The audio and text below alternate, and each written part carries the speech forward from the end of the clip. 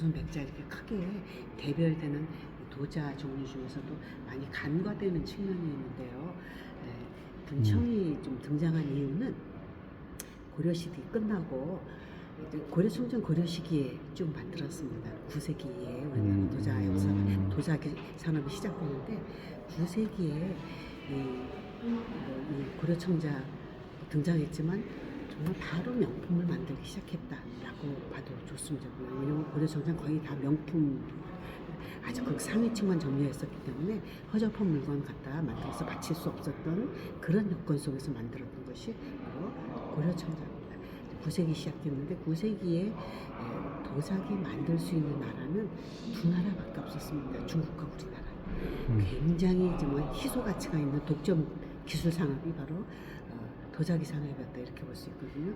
쉬운 산업이 아니었어요. 지금의 그 반도체 산업 같은 최첨단 과학기술이 접목이 돼야 만들어지던 산업이었기 때문에 전 세계가 못 해내고 있었습니다. 우리나라 좀 사실 중국에서 기술이 들어와서 기술을 그대로 이전받아가지고 이제 바로 그냥 완성품을 만들어내기 시작했다 이렇게 볼 수 있는 게 고려청자인데요. 고려 시기 쭉 이어지고 이게 쭉 그야말로 뭐 소수가 점유했었습니다. 너무 개혁. 고려 끝나고 이제 조선이 이어질 그 무렵에 사실 조선은 유교 국가였기 때문에 유교라 코드가 맞는 도자기 굉장히 좀 검소한 듯 품격 있는 그런 도자기를 원했습니다. 조선 왕실이. 그래서 백자를 만들어다오. 우리랑 코드가 맞아. 이러면서 만들어달라고 그러는데 이 청자 만들던 도구들이 못 만든다고 그랬어요. 일단은 원자재가 다르고. 근데 쭉 청자만 만들어 버려서 백자 원자재가 어디 있는지 그 분포를 아직 파악을 못하고 있는 상황이었습니다. 주로 이제 고령토라는 흙으로 만들어야 되는데 중국 고령 땅의 흙이다 이런 뜻이거든요. 원래는 그 이름이 중국 고령 땅의 흙이 여기 어디 있겠습니까? 이렇게 처음에 이제 반응을 했겠죠. 그리고 청자 이 가마토의 온도가 한 1200도 정도 올리면 만들어지거든요. 백자는 1300도까지 올려야 되는데 이 청자 이 산업만 해도 전 지구가 못 해낼 정도의 굉장히 어려운 최첨단 과학기술이 접목이 돼야 만들어졌는데 이제 100도를 더 갑자기 올려서 기술적 비약을 이뤄내라 라는 것은 사실 너무나 어려운 주문이었던 거예요. 그러니까 청자만 쭉 한 몇백 년간 만들던 이 산업이 갑자기 뭐 기술적 비약을 눌러서 만들어낼 수 있는 건 아니니까 못합니다라고 반응했어요. 그때 조선 왕실에서 이 고려청자 만들던 도구들을 푸대접하고 내칩니다. 사실 이제 정권이 바뀌었다는 측면도 심정적인 측면도 크게 작용했다 이렇게 볼 수 있어요. 고려청자 주로 고려의 높으신 분들 도자기 만들어서 갖다 바친 거라면 이제 왕조가 바뀐 거 아니에요. 정권이 바뀌었으니까 상당히 이제 어떤 너네 과거 왕조 섬겼지 이런 측면도 컸던 거죠. 그래서 고려청자 만드는 도구들이 푸대접을 받게 됩니다. 강진에서 주로 만들어서 개성으로 옮겨가는 시스템으로 이루어졌겠죠. 소비자가 개성 쪽에 있었으니까. 그런데 강진에서 이제 쭉 만들던 이분들이 조선시대 이제 한양 뭐 수도도 바뀌고 이제 정권 잡은 사람들도 바뀐 그 시기에 푸대접을 받게 되니까 이제 강진에서 흩어집니다. 중국에서 커넥션이 끊어진 거죠. 먹고 살 길을 찾아서 그 기술을 가지고 이제 쓸만한 곳으로 이제 흩어져서 사실 분청사기는 비교적 상당히 다양한 곳에서 만들었습니다. 그 기술자들이 거의 전국적으로 흩어졌다 여건을 찾아서 이렇게 주로 이제 아까 말씀드렸듯이 흙 좋고 땔감 많고 물길이 또 가까이 있어야 이렇게 수운으로 이제 이쭉그 운반을 하는 그런 시스템이었기 때문에 그런 여건을 찾아서 이제 흩어졌다 이렇게 보시면 됩니다. 그래서 우리나라 거의 이제 그런 여건이 갖춰진 전국적에서 이제 만들어졌다 이렇게 보시면 됩니다. 그래서 이제 이런 고흥가대로 많이 왔겠죠. 여건이 갖춰져 있으니까요. 그래서 이게 고흥에서 이제 분청 그때 등장한 것이 바로 분청사기입니다. 조선 초기에 고려청장들이 흩어져서 이제 백성들의 도자기 시대가 열리면서 등장한 것이 분청사기다. 그럴 수 있는데 분청사기는 그 이름에서 나타나듯이 분청할 때 청은 청자와 원자재가 같습니다. 흙이 같습니다. 그런데 겉에다 도자기 겉표면에다 분을 발라서 즉 백토로 장식을 해서 그 시대가 요구하는 트렌드 백자를 흉내냈습니다. 이 소리거든요. 분청이란 말 자체가 완전 백자로 이양은 바로 못했지만 이제 분청이란 그런 단계를 한 150년 거쳐서 우리나라 도자 역사가 이제 백자로 넘어가게 됩니다. 그래서 이제 고려청자, 분청석이 한 150년 이어지다가 이제 완전 백자 기술이 확보가 되고 흑도 찾아나게 되고 해서 경기도 광주입니다. 전라도 광주가 아니고 경기도 광주에서 이제 백자 가마를 운영하면서 이제 관요 체제로 정부 주도의 도자기 산업으로 넘어가는 것이 이제 크게 우리나라 도자 산업의 흐름이다. 이렇게 해석을 했습니다. 그리고 분청이라는 것 자체가 이제 그럼 청자와 크게 차별점이 없지 않냐? 청자할부로 그 온도에서 또 만들던 사람이 청자 만들던 사람이 이어서 만든 것이 분청이라면 뭐 차별점이 없지 않냐 이렇게 의문을 제기하실 수 있는데 가장 큰 차별점은 백성들의 정서가 아주 충분하게 다양하게 자연스럽게 녹아는 것이 분청이 갖는 가장 큰 차별점이다 이렇게 볼 수 있습니다. 근데 이제 선생님 말씀을 듣고 보니까 네. 9세기 시대에 이제 산물이라고 이제 이야기를 들었는데 네. 그러면 이제 우리가 말하는 수요와 공급의 네, 원칙이 네. 이제 성립이 되려면 여기는 전부 다 이제 주택 그 백성들이 사는 공간은 안 보이는데 예. 주로 이분들은 주로 어디로 수출을 해서 먹고 살았나? 수출이요? 수출 안 하고 그러면 그 내수로 다 소진이 됐어요. 내수하기도 버거웠죠. 왜냐면 소량이 나오니까. 가마에 뭐 1000개 구우면은 뭐 100개가 나올까 말까 한 정도 잘 터지고. 그럼 여기 지금 가마터는 시대별로 같은 9세기 걸로 다 판명되지 아니면? 아니, 고려청자가 9세기고요. 요건 조선 초기니까. 조선 초기니까 한 500년 전이다 이렇게 봐야겠죠. 조선 초기에 나타난 이유는 아까 말씀드렸듯이 백자를 요구할 때 못 만드니까 분청이 나타난 거예요. 그러면 이제 이게 언제 다 이제 사라지게 됩니까? 이제 이 가마터를 발견해서 박물관을 만들었는데 네. 이 분청을 만들어서 150년간 이어졌다고 말씀드렸죠. 150년? 네. 조선 초기. 그럼 400년 500년. 그러면 인진난데 아이, 그러니까 임진난은 600년. 도자기 전쟁이라고 부르거든요. 이 별명. 물론 정치적인 이유는 명나라로 가기 위한 발판을 삼기 위해서 조선을 쳤다 이렇게 얘기하는데 사실 현실적인 이유는 그들이 도자기를 못 만드니까 도자기를 굉장히 약탈해가기 위해서 우리나라 남쪽이 거의 도자기 산업기지잖아요. 많이 아까 말씀드렸듯이 여러 남원서 왔어요. 예. 석사학위 예. 도자기로 석사학위 받으신 예. 신단길 선생님. 이분이 가자고 해서 왔어요. 너무 잘 어울렸어요. 제가 여기 이 골짜기를 뭐라고 불러요? 무슨 골? 운곡이에요. 여기 동네 이름이 운곡 마을이거든요. 사실 이제 구름이 여기 범람한다 이게 이름이 운남산입니다. 구름이 범람한다 해서 운남이거든요. 이건 뭐 운대리예요. 동네 사람들이 다른 이 골짜기를 부르는 이름이 있을 건데. 운곡이란 말이고 또 뭐 옛날 이름은 이 사구시 이 동네는 사구시라고 불렀고 또 말씀드렸듯이 도자기가 굉장히 귀한 산업이었고 사실 뭐 민간주도하는 백성들의 도자기 시대가 열렸다 그래도 도자기는 만만한 물건이 아니었어요. 사실 서민적이다라는 말을 못 붙입니다. 백성들의 시대는 열렸지만 왜냐면 여건상 자유롭게 주문 제작은 가능하지만 백성들이 일단 돈이 없었기 때문에 이렇게 쉽게 주문 제작할 수 있는 건 아니었어요. 뭐 밥술깨나 드시는 서민은 가능했겠죠. 그래서 여기서 만들어지던 것이 사실 뭐 대도시 소비자가 많은 쪽으로 많이 운반되고 사실 또 일본 사람들이 이 보성 쪽으로 와서 많이 무역을 했다는 거예요. 자기네가 도자기를 못 만드니까.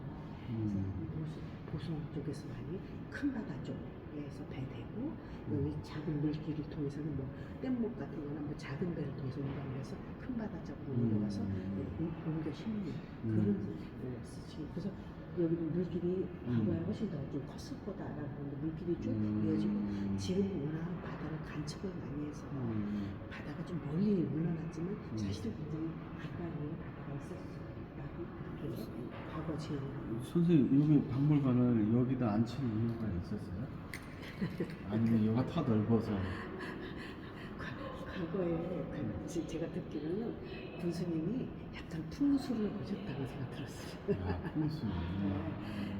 굉장히 이게 위치가 그 어머니 품속에 자기 하고 있는 그런 모습이라고. 그들이 요것만 사진을 보니까 예. 잘 보존돼 있다 이런 그게 아니라 1호가 가장 처음 발견된 지점인데 이제 그 발굴 조사가 이제 가장 먼저 됐겠죠. 그랬을 때 이게 좀 국가적 사적지로 어떤 가치가 있다라는 걸 이제 나라에서 인정한 거죠. 국가 사적지. 여기서 발견되는 전시가 발굴 아시겠지만 가마터에는 온전한 물건이 거의 나오지 않습니다. 예, 왜냐하면 가마터에다 두려고 이 귀한 물건을 만들진 않아요. 온전한 물건이라면 다 생활터전으로 또 귀하신 분한테로 옮겨갔겠죠. 여기서 나온 이 동네에서만 나온 그 폐기품이 지금 수장고에 1,500박스가 들어가 있어요. 이거 사과 박스 같은 노란 박스, 아주 큰 거고. 이 동네에서 나온 폐기품은 1,500박스.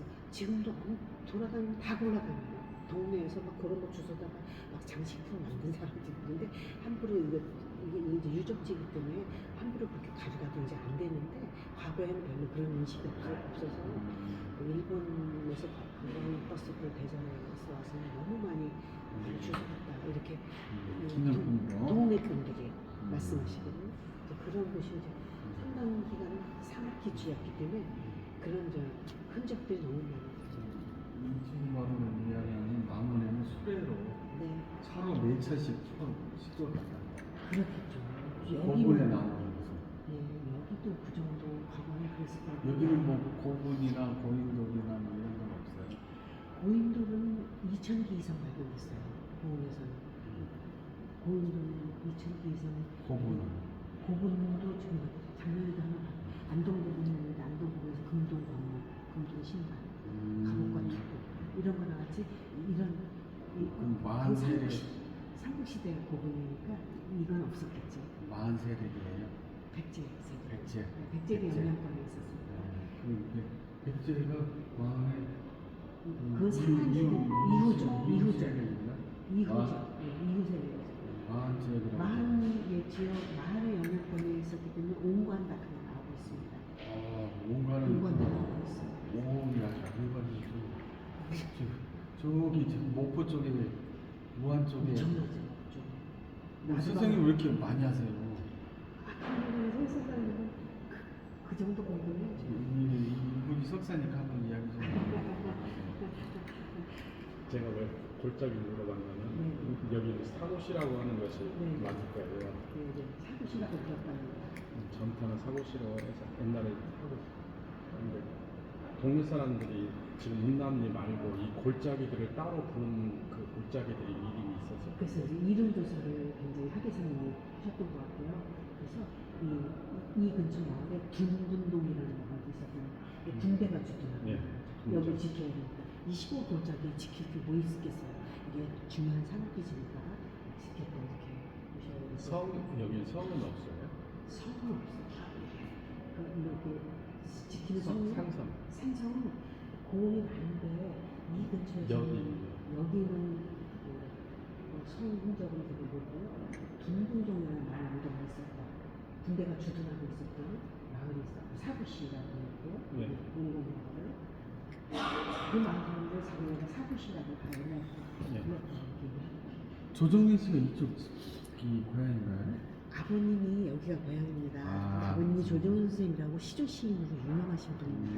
일제하고 광복 이후에도 장수하셨기 때문에 굉장히 오랫동안 우리 시문학계에서 아주 거의 대표성을 띨 정도의 분이고 조정훈 부인입니다. 조정훈 선생님 부인이 시인이십니다.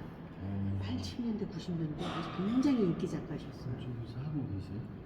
아니 그렇진 않고요. 문학관만 세 분의 문학세계를 조명하는 문학관으로 기념관만 있다. 예, 문학관 세 분의 문학관입니다. 가족 문학관이라고 해서 한 가족이 세 분의 문학계 거장을 배출하는 사례가 굉장히 드물거든요. 이거 보려면 여기를 가야 되는 거 아니야? 이거요? 공원이요? 아니 설정사기 표현 기법 뭐 그런 거. 그런 건요. 표현 기법 여기서 제가 안내해드리겠습니다. 야, 이 공이 문화의 저력이 세구나. 이거 박물관을 만들어 버렸네. 공이 신경 소개하고요. 여기 마한에 공관이 여기서 발견되고 있습니다. 여기 공관이요. 유적 이게 사진들이거든요. 고인돌 3,000년 전 무덤이죠. 그래서 청동기 시대 유물들 많이, 특히 돌칼, 특히 또 아주 중요한 거는 들어가서 말씀드리겠지만 비파형 동검이 최초로 발견된 것이 여기입니다. 세계 최초로 발견된 지점이 온대 고인돌입니다. 들어가면 제열품이지만 보실 수 있습니다.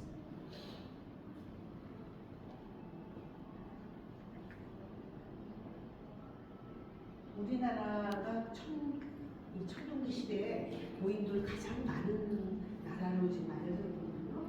그런데 한이 면접한 고인돌 중에서 가장 많은 것이 우리나라라고 볼 수 있는데요. 네, 그 하순이 유네스코 문화유산으로 등재하는 부지런해서 발빠르게 움직였어요. 한국 사람들이 그런데 등한했던 거죠. 이제 비파형 보고 대형 이렇게 써진 것이다. 근데 이렇게 나왔어요. 나오면 2번이라고 써있는 이 모습으로 나와서 처음에 비파형 동공인지 몰랐습니다. 이게 무덤 속에서 사람 손 위치에 시체 안치됐다면 손 위치에서 발견됐는데 이게 뭐지 하고 처음에는 굉장히 의아해하면서 처음 몰랐는데 나중에 여수 쪽에서 온전한 물건이 이제 무더기로 나오는 바람에 아 이것이 비파형 동검의 한 부분이구나라는 것을 나중에 이제 알게 되는데요. 세계 최초로 출토된 곳은 여기입니다. 중요한 이유는 이게 왜 중요한가 하면 고조선의 물건이기 때문에 그렇습니다. 여기서 만들고 쓰던 물건이 원래는 아닌데 고조선, 우리나라 북한 위쪽에 요동지방을 터전 삼았던 고조선에서 쓰고 또 만들고 했던 물건이 여기서 발견되는 것은 벌써 이 청동기 시대 때 고조선과 여기가 교류가 있었다라는 흔적의 유물이기 때문에 굉장히 중요한 의미를 지닌 유물이다 이렇게 볼 수 있습니다. 우리나라 고인돌 수가 세계에서 가장 많다 이렇게 흔히들 얘기하는데요. 북방식 고인돌, 남방식 고인돌로 크게 나뉩니다. 중부지방 이 부분 이 탁자형 고인돌, 즉 다리가 높고 위에 큰 덮개돌이 얹히는 그런 형태의 고인돌이 주로 보이고요. 남쪽 고인돌은 받침돌이 이렇게 낮거나 없거나 하는 것이 특징입니다. 무덤방을 땅 밑으로 받죠. 그래서 땅 밑에다 시체를 안치하는 형태 그리고 받침돌이 아주 낮은 형태가 남쪽 고인돌의 특징이 되겠습니다. 말씀드렸죠. 저건데 뚜껑돌이 되고요. 지금 큰 덮개돌을 지금 치료 형태입니다. 무덤방 쪽을 보여드리기 위한 제형입니다. 청동기 시대 가지문토기가 나오거든요. 가지문토기 이제 다음 방에서 도자기를 이제 설명하기 위해서 이제 근데 원래 이제 이 동네 한천 고인돌에서 나왔습니다. 청동기 시대에도 저 정도의 기술력을 갖고 있었는데. 와, 잘 만들었다. 돌을 잘 다스려서 이렇게 만든 고인돌 무덤방입니다. 밑에다 석판을 깔고 어떤 데는 그냥 맨바닥에다 어떤 데는 잔돌 같은 걸 깔아서 이제 무덤방 밑을 조성하고 이런 형태. 이 세 가지 형태가 가장 많이 발견되는 형태라 이 세 가지를 제안해 보여드리겠습니다. 간돌곰이라는 것은 처음 들어보네. 네, 이게 잘 갈아서 돌을 잘 갈아서 만든. 그러니까 처음 들어봐요. 와, 최첨단 생활을 하셨네. 이 검은 것은 고곡이죠, 고곡.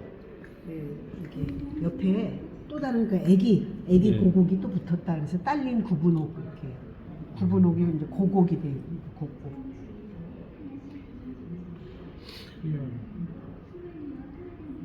이 사람들 성형 너무 잘했네.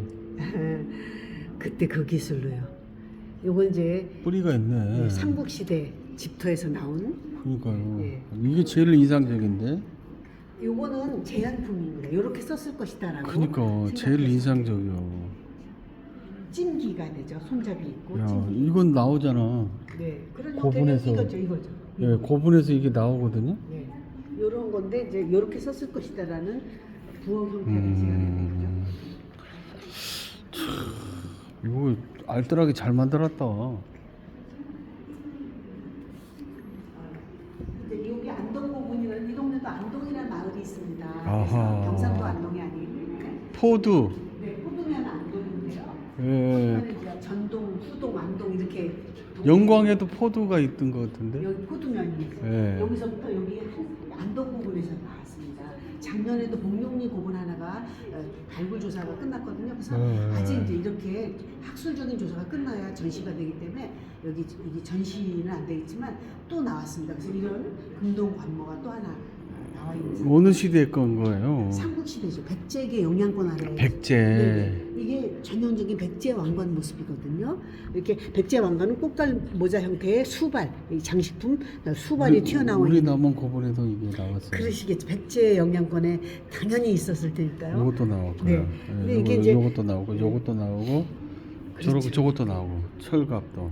이제 아마 갑주. 백제 왕실에서 하사해준 물건으로 봅니다. 왜냐하면 그 토착 세력을 잘 이렇게 품고 그쪽 지역을 좀 원격 조정으로 다스리기 위해서 어떤 그 지역에서 유력한 인물들한테 돌아가시면 이렇게 하사해 준다든지 뭐 이런 의미의 물건이었을 것이다 이렇게 추정합니다. 기록은 없으니까요. 근데 사실 저건 평소에 쓰라는 왕권을 상징하는 건데 한국에 주겠었는데 저 부장품으로 돌아가신 분이 워낙 중앙정부하고 유력하게 연결이 돼서 이쪽 세력을 원격 조정으로 다스리기 위한 인물이기 때문에 저런 것을 하사했어요. 야, 저 끝털이 봐봐라요. 네, 정교하네. 엄청나게 정교하다. 살포라고 농기구랍니다. 그래서 굉장한 부농 주인이나 썼을 그런 농기구다 이렇게 보는데 전쟁용 무기 만들기도 어려운 시기에 네, 농사용으로 그러니까 만들었다고요? 주인만 갖고 있는 거죠. 와, 대단하다. 이렇게 논에 물고 이렇게 물기비도 주고 물고 이렇게 다듬기도 하고 뭐 이랬던 농기구로 봅니다. 야마꼬부는 그 무덤 자체가 지금으로 말하면은 일본식 그 당시 이제 외계 인물이 여기 들어와서 이 동아시아 무역 루트 중에 한 거점인 여기에서 무역을 하는 인물이 아닐까 이렇게 추정되는 인물입니다. 이 무덤 형식도 지금으로 말하면 일본식이고요. 이런 유물도 외계인이 썼을 그런 야. 외에서 흘러들어온 네가 좋아하는 거 여기 다 있다.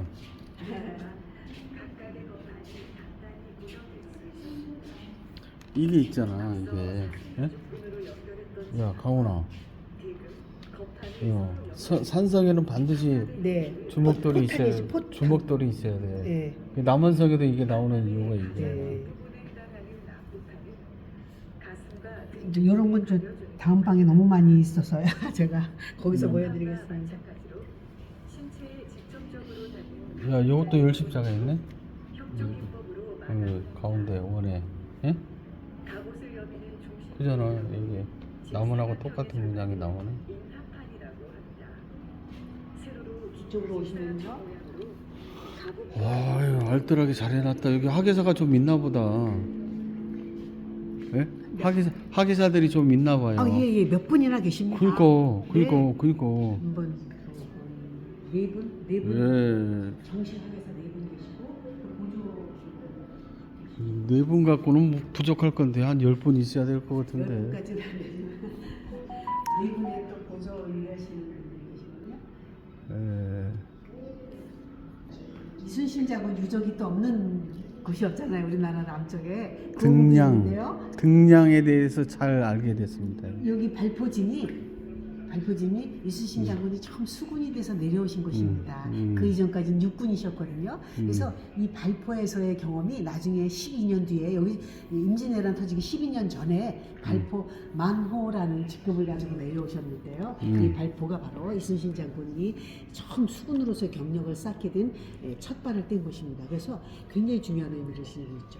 요때 쌓았던 인맥이 또 나중에 임진왜란 때 이순신 장군의 참모들 오른팔 왼팔 역할을 하면서 돌아가실 때까지 가장 가깝게 보필하면서 이 나라를 지켰던 수군들이 되겠습니다.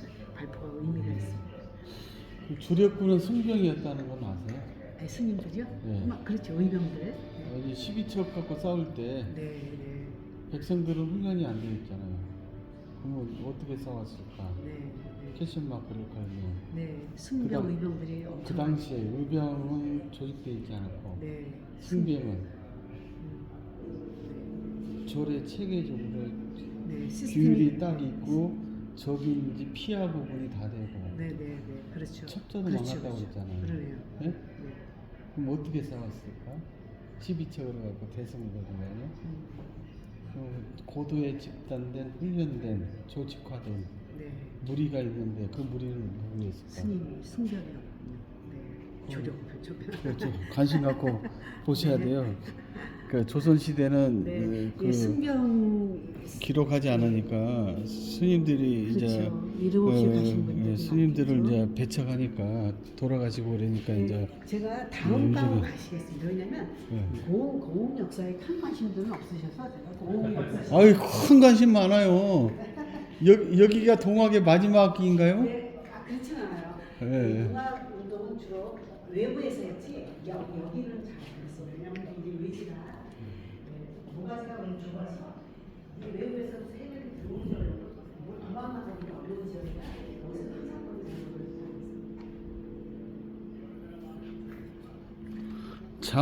장흥이 마지막 전투였다고. 우리나라 도자 역사의 흐름을 한눈에 볼 수 있는 도기거든요. 이건 청동기 시대에 고인돌에서 나온 가지문 도기, 민문 도기 이렇게 나오는데 사실 신석기 시대 민문인 도기, 비싼 문인 도기 우리가 역사 시간에 배웠듯이 신석기 시대에도 이 토기가 만들어졌죠. 너무나 잘 아시다시피 이런 농촌에서 장작불 떼서 이렇게 흙 빚어가지고 이렇게 구워내는 그런 형태가 토기가 되겠습니다. 잘 떼지고 그 당시로서는 굉장한 어떤 발명품의 문명화된 물건일 수 있지만 사실 지금으로 보면 많은 단점을 갖고 있는 그릇이 토기가 되겠습니다. 그러다가 이 도기로 넘어오는데요. 도기의 경우는 적어도 노천에서 구우면 안 되고 가마 안에서 구워서 열 효율을 높인 한 600도에서 800도 정도까지도 높이 어떤 데는 한 1000도까지도 높아져야 되는 그런 높은 가마 안에서 열 효율을 잘 가둬서 구워내는 것이 도기가 되겠습니다. 때로는 유약이 발려지기도 했답니다. 드물게. 그런데 이제 대체로 도기는 유약이 좀 안 발려져 있는 경우가 많죠. 그러다가 이제 완벽한 도자기 완성품이 바로 도자기인데요. 이걸 아까 얘기했듯이 고려시대 때 9세기부터 시작됩니다. 이 기술이 들어오게 된 것은 송나라가 멸망할 즈음 송에서 원나라로 넘어가는 그 교체기에 송의 정치적 혼란기에 이 기술자들이 몇 명이 우리나라로 고려로 망명에 들어오게 됩니다. 그래서 기술이 우리나라로 들어오게 되는데 우리나라 사람들 손재주가 워낙 좋으니까 이 기술을 그대로 의도적으로 이전받아 갖고 이 도자기를 만들게 되는데 아주 명품을 만들게 됩니다. 고려 청자가 명품 중에 명품이죠. 높으신 분들만 썼다라는 점도 거기에 이제 가미가 되고요. 허접한 물건을 만들 수 있는 여건도 아니었습니다. 그리고 완전한 물건들을 만들어서 갖다 바쳐야 되는 입장이라 고려청자 너무나 잘 아시다시피 이제 이렇게 고려 시기 내내 명품을 만들었다. 주로 강진에서 만들었습니다. 여건을 갖춘 그런 곳에서 그렇게 이어지다가 이제 고려가 끝나고 조선으로 왕조가 넘어가면서 조선에서 이제 유교를 이념으로 세운 나라이기 때문에 백자를 요구하는데 도공들이 쭉 청자만 만들어버리기 위해서 이 백자를 당장 만들어서 그들의 어떤 요구를 충족시키지 못했죠. 그 다음에 등장하게 된 것이 바로 분청사기 150년간 이어지다가 이제 완전 백자 시대로 넘어가는 것이 우리나라 도자 역사의 흐름이다 이렇게 볼 수 있는데 사실 이 지구상에서 이런 산업의 역사를 가진 나라는 우리나라가 유일하다 이렇게 볼 수 있어요. 왜냐하면 중국은 청자 백자를 동시에 만들었습니다. 동시에 같은 시대에 남청 북백 그래서 남쪽은 주로 청자 북쪽은 주로 백자. 왜냐하면 흙이 그렇게 분포가 되어 있으니까 그렇게 아주 크게 구별해서 동시대에 만들었는데 우리는 쭉 고려 청자 만들다가 고려가 끝나고 이제 시대가 요구하는 백자를 못 만드니까 분청사기라는 독특한 형태의 도자기가 한 150년간 이어지게 되죠. 그리고 백자로 넘어가는 가교 역할을 한 것이 분청사기인데 나름의 큰 아주 독보적인 또 특징이 있다. 말씀드렸듯이 가장 우리 백성들의 정서가 자연스럽게 다채롭게 녹아들 수 있었던 것이 바로 분청이다 이렇게 말씀드릴 수가 있겠습니다. 이것이 크게 네, 요거 보시면 여기서 나온 사실 폐기품이니까 이게 가만히 남아 있었던 거예요. 우그러졌기 때문에 너무 아름답게 굉장히 현대적인 미를 띠고 가마에서 나타났는데 우그러졌으니까 이게 폐기품으로 그때 취급된 거겠죠. 지금 아주 어떻게 보면 현대적 미감을 더 갖고 있다 이렇게 볼 수 있는데 그릇 두께가 굉장히 얇지 않습니까? 정교하네요. 네, 백자하고 색깔이 다른 또 끝에 그 굽까지 아주 완전 도포가 백도로 되어 있는 아주 덤벙 이게 7가지 기법이거든요. 불청사기에 나타나는 7가지 기법입니다.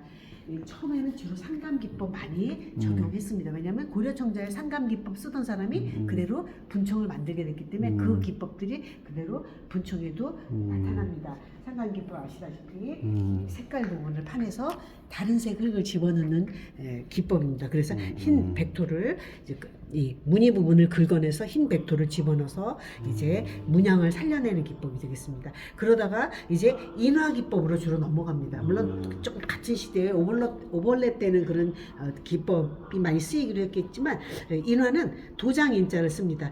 도장에다 무늬를 새겨서 이제 흙이 완전히 굳기 전에 찍어요. 계속 도장을 찍으면 일정하게 같은 모양이 이제 찍히면서 흙이 오목오목 들어가겠죠. 그 도장 그 모양대로요. 그럼 거기다 백토를 집어넣는 그런 기법이 되겠습니다. 그래서 이렇게 이런 선무늬, 뭐 국화무늬, 뭐 이렇게 무늬들이 나타나는데 이런 건 이제 조각칼 같은 걸로 이렇게 새겼겠죠. 근데 요건 도장인 걸로 보입니다.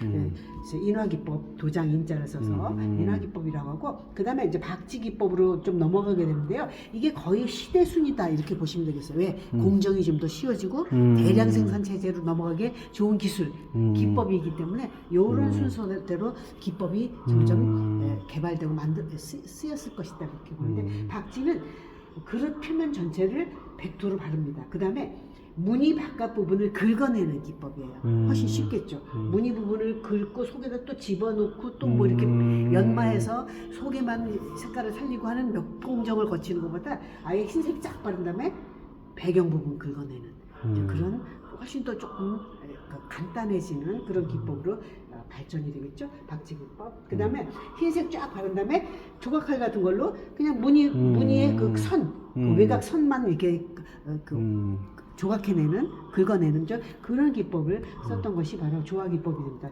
좀 쉽다고 볼 수 있죠.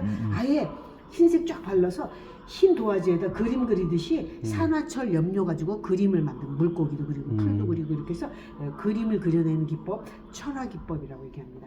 그 다음에 또 도구, 빗자루죠. 붓이 아니라 빗자루. 풀비라고 하는데 도배 같은 거 할 때 풀칠할 때 쓰는 빗자루를 귀알이라고 순우리말을 쓰는데, 귀알이라는 빗자루에다가 백토 쓱 발라가지고 이렇게 비지를 하는 듯이 그렇게 해서 만들어내는 기법이 성의 없어 보이네. 그런데 훨씬 현대적인 생동감을 갖고 있어요. 이런 게. 지금 이렇게 보이지만 여러 가지 기법을 동시에 해서 어디는 귀알로 칠하고 그 다음에 뭐 산화철 물감으로 그림 그린다든지 다양한 기법을 같이 섞어서 쓴 그런 분청을 보실 수 있습니다. 귀알 기법, 그다음 덤벙 기법은 그 말 그대로 의성어라고 봐야 되나, 덤벙 담갔다. 이게 백토물에다가 이제 흙그릇 빚어서 덤벙 담가서 뒤집어 놓으면 이렇게 부분적으로 문양이 살아나거나 아예 완전 덮어요. 아까 저기서 보셨듯이 아주 굽부분까지 완전히 이 흙토물이 완전히 감싸서 전체를 감싸는 그런 기법이 덤벙 기법이 되겠습니다. 여기 오시면 부천사기 진품입니다. 그게 누워만큼만 있는 거죠. 뭔가 부분을 감았다가 온전한 물건 자기가 너무 어려워서, 그래도 여기 박물관에 오셨을 때는 완전한 물건도 보고 가셔야 되지 않겠냐, 그런 의미에서 국립중앙박물관은 굉장히 힘들게 이쪽으로 대여 형식으로 와 있는데 거의 영구대여다 그렇게 보시면 됩니다. 이 진품이라고 해 다. 다 진품입니다. 이거는 보고 마음에 담고 눈에 담고 가셔야 되죠. 왜냐하면 150년간 한시적으로만 만들고 끝나버린 도자기 종류라 그렇잖아요. 그렇죠? 그래서 진품에 해당되는 물건이 방 하나 가득 전시가 되어 있는데요. 한 모양을 특이하게 만들어.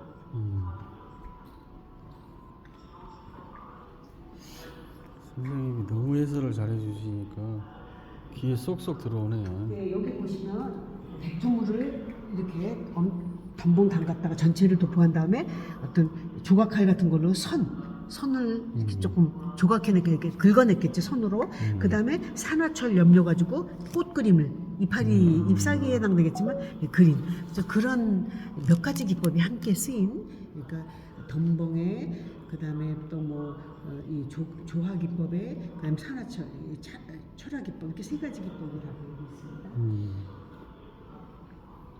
이런 경우 같은 거 상강 기법으로 봐야겠죠, 그죠? 상강으로 봐야겠죠. 이게 무늬 부분을 긁어내고 그 속에서 색깔을 집어넣는 상감 기법으로 봐야 될 것 같습니다. 그렇죠? 그린 것 같진 않죠? 상감 기법으로. 귀해 보이네요. 술병이나 기름병 그림도 참 아름답게 네. 그려졌는데요. 이 디자인이 뭐 네. 현대적으로 봐도 세련됐네. 그렇지만 상대적으로 봤을 때 이 고려청자는 굉장히 엄격한 형식미를 갖습니다. 아주 극상위층 소수가 점유했었던 그런 물건이기 때문에 너무너무 엄격하게 형식을 만들었거든요. 명품일 수밖에 명품이에요. 가서 보면 정말 명품이다 이렇게 보여지는데 상대적으로 분청사기는 자유분방하다, 활달하다, 너무 형식에 얽매이지 않는다 그런 특징도 갖고 있습니다. 이런 거 보면 이건 완전히 이 덩굴문이잖아요. 잡초에 해당되거든요. 이러면 가장 서민적인 그 높으신 분들에게서 나올 수 있는 문의는 아니거든요. 이 잡초같이 길게 살아라 이렇게 장수하십시오라는 의미의 어떤 염원이 담긴 문이다. 산화철 문인데요. 그림으로 이렇게 그렸죠. 이런 잡초 무늬, 뭐 이렇게 덩굴 무늬 이런 건 정말 높으신 분들은 감히 주변에서 볼 수도 없는 무늬거든요. 구름, 합 이런 무늬로 장식을 했죠. 고려청자는 너무 높으신 분들의 어떤 취향과 어떤 사고 방식이 담겨 있는 것이 고려청. 완벽한 게 나오네요. 이런 거 보면 번개무늬 그릇 뚜껑이거든요. 아래 부분 깨져서 없지만 이제 이 뚜껑 부분에 이제 양쪽에 손잡이 끈 같은 걸로 이제 묶어서 손잡이를 달 수 있는 그런 고리들이 양쪽에 있는데 번개무늬 굉장히 소박하지만 또 처음 보네요. 그렇죠. 네. 예, 이런 디자인은 처음 보고. 그렇죠. 아주 드물죠. 번개무늬 그릇 곡식 뭐 항아리 뚜껑 이렇게 볼 수가 있겠습니다. 오, 톱니바퀴 문양은 처음 봐요. 네, 장식이죠, 사실은. 멋을 내고 싶다라는 건 어느 시대나 다 있었던 욕구인 것 같습니다.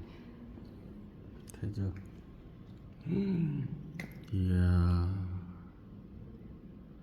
완벽하네요. 네.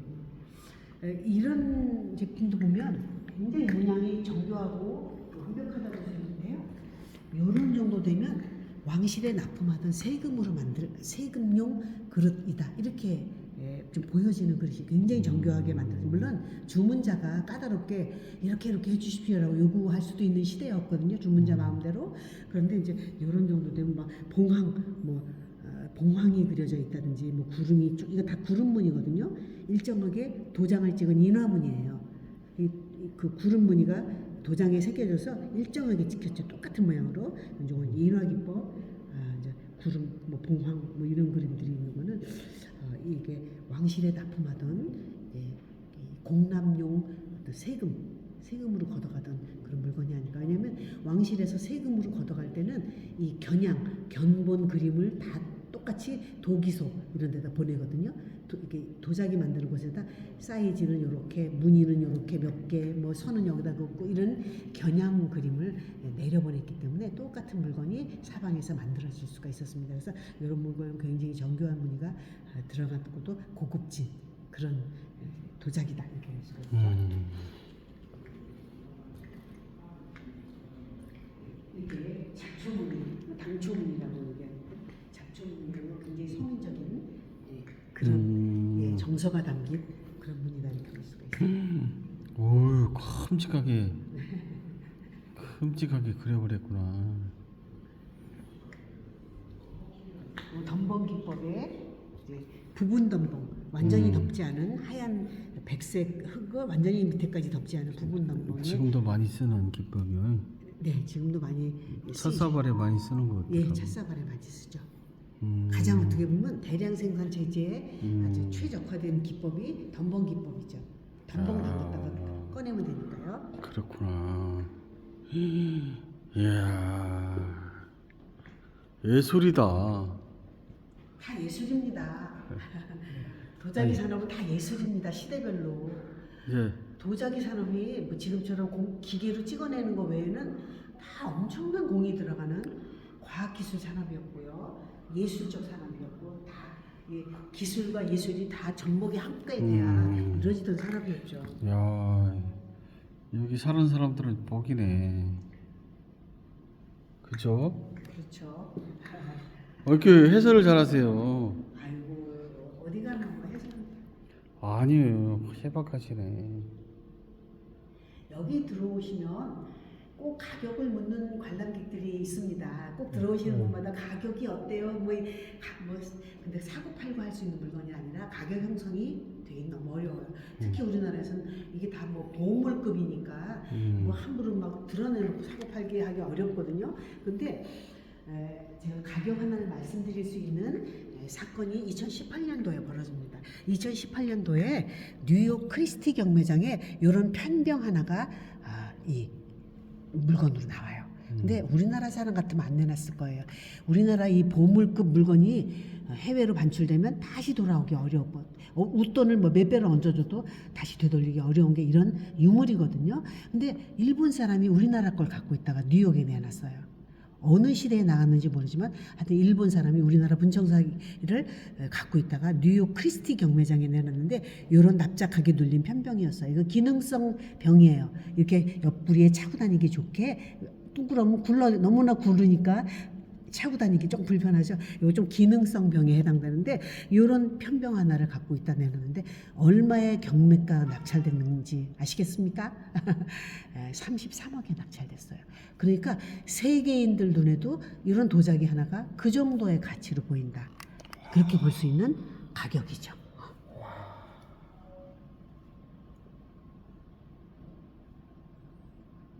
야, 오늘 따라오길 잘했네요.